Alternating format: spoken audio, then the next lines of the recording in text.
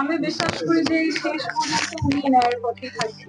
বর্তমানে যে আইন শৃঙ্খলার অবস্থা এবং নারীর যে নির্যাতন হচ্ছে, মানুষ মানবাধিকার খুন হচ্ছে, এই ব্যাপারটা নিয়ে আপনার অবস্থান থেকে, আপনার একজন প্রতিবাদী নারী, একজন সফল নারী, আপনার অবস্থান থেকে আপনি এটাকে কিভাবে দেখছেন এবং কি করণীয় এই সরকার, আপনার পছন্দের সরকার? আমার আমার পছন্দের সরকার, আমি পছন্দের সরকার শব্দটা ব্যবহার করতে আসলে আগ্রহী না। আমার পছন্দের মানুষ থাকতে পারে সরকারে, কিন্তু কখনোই কোনো মানুষের এমন হওয়া উচিত না যে আমার পছন্দের সরকার আছে বলে তাদেরকে নিয়ে আমার ভালো বলতে হবে। যেমন আমরা আগে যেমন দেখেছি, কেউ যদি বলতো যে তারা ইউনূসের সাথে লোক, তখন তাদেরকে আওয়ামী লীগ একটু দৃষ্টিকটু ভাবে দেখতো। এখন আবার আমরা দেখছি কেউ যদি নিজেকে আওয়ামী লীগের সাথে লোক বলে, তাহলে অন্যরা আবার তাদেরকে একটু দৃষ্টিকটু ভাবে দেখে। এই জিনিসগুলো আমি চাই না। হ্যাঁ, মানুষকে নিরপেক্ষ হতে হবে, সরকারকেও নিরপেক্ষ হতে হবে, সাধারণ মানুষকেও নিরপেক্ষ হতে হবে। আমরা বলতে পারবো না যে এটা আমার পছন্দের, এটা আমার পছন্দের। আমাদের সবাইকে ন্যায়ের জন্য নীতির জায়গাতে একটা শক্ত অবস্থানে আসতে হবে।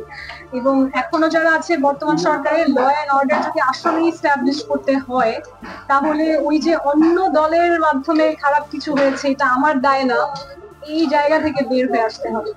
কিংবা অন্য আগের দলের কেউ ভালো কাজ করেছে, আমি আর সেটা রক্ষণাবেক্ষণ করবো না, এই জায়গা থেকে বের হয়ে আসতে হবে।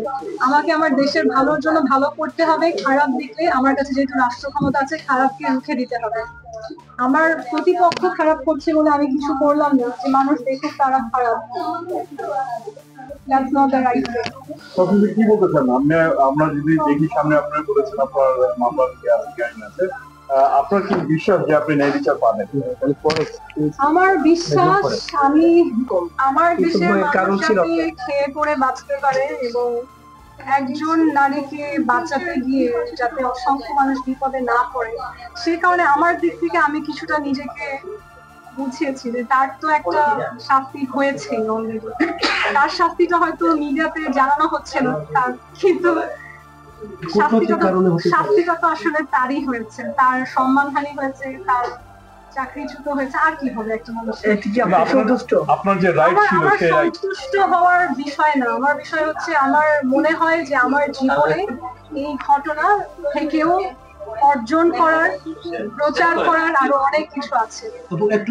আমি একটু করতে চাই যে জিনিসটা, যে একটা মানুষের সাথে আপনার 15-20 বছরের সম্পর্ক, সেই মানুষটি অনাকাঙ্ক্ষিত ভাবে রাষ্ট্রপ্রধান হলেন, সেই আমলে তার কিছুদিনের মাথায় আপনি এই এমন একটা হেনস্থার শিকার হলেন যেটা অকল্পনীয়।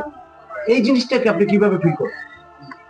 যেটা আমি বলেছি যে আমার আসল হার্ট ব্রেক, আসল ঠকে যাওয়ার ফিলিংটা কিন্তু ওইখানেই হয়েছে। কারণ আমি জানি না তিনি আমাকে মনে রেখেছেন কিনা, তবে আমাকে অনেক মানুষ জানিয়েছেন যে সরকারি মহলে যখন এটা নিয়ে কথা হয়েছে তারা মনে রেখেছেন। তিনি অবগত না, তবে আমার মনে হতো যে হয়তো তার মনে নেই। হ্যাঁ, অস্বাভাবিক, তারপর হতেই পারে, কারণ তার সাথে অসংখ্য মানুষের সখ্যতা রয়েছে। কিন্তু আমি অবগত হয়েছি যে তারা অবগত আছেন।